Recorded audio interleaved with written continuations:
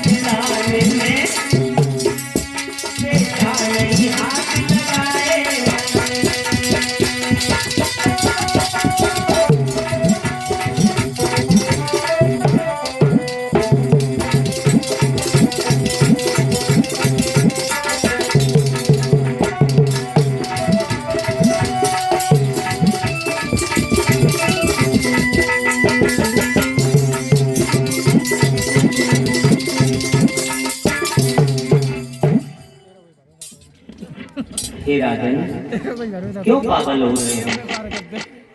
ये तो कर्मों की खेती है, जो बोएगा सो पाएगा। कर्मों से मुक्ति दिलाने में बेटा नहीं हाथ लगाएगा। आप जैसा करोगे वैसा फल राजन तुम्हें भोगना पड़ेगा। संतान कभी हमें स्वर्ग का द्वार नहीं दिखाती।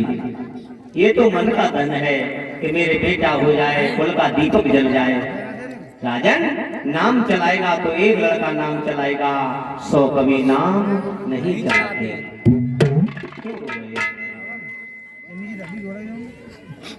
श्री सुखदेव जी बोले ही राजन, वशिष्ठ जी ने बाद में कहा है रो रहे हो, परेशान हो तो ऐसा करो घर जाओ, हम सिंगिर इस महात्मा को लेकर के तुम्हारे यहाँ आ रहे हैं।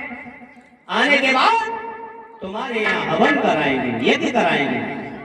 जब पुत्रेष्ठ यज्ञ होगा घर में तो बेटा होगा। जाओ।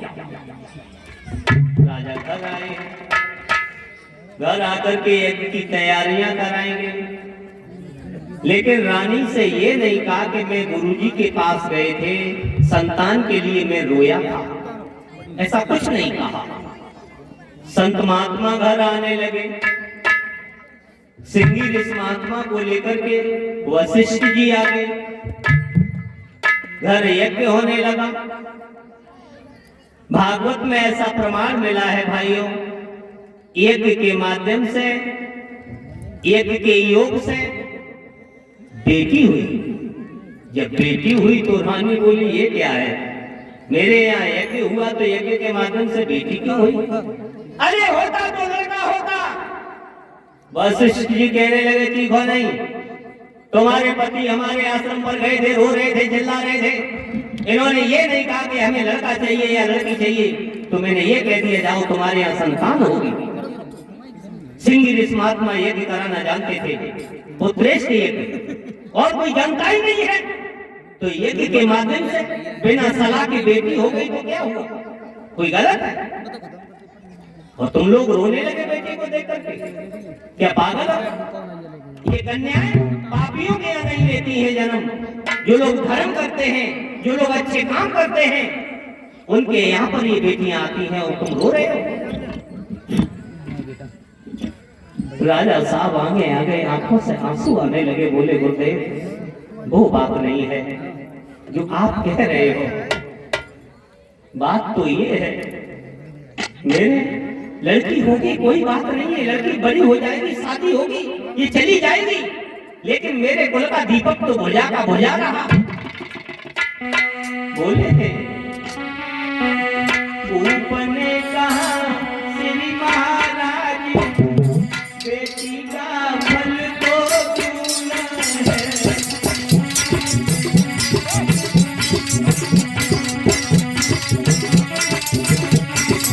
क्या बोलते हैं? भूप ने कहा श्री महाराज बेटी का फल तो दूना है। पर दया काम विचार करो, मेरा सिंहासन सुना है।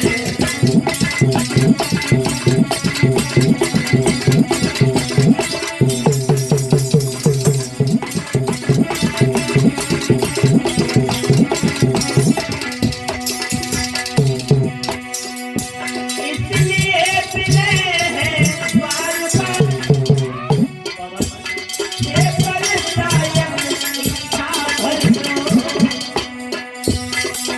या तो दूसरा कुंवर दे दो, या बेटी से बेटा कर दो।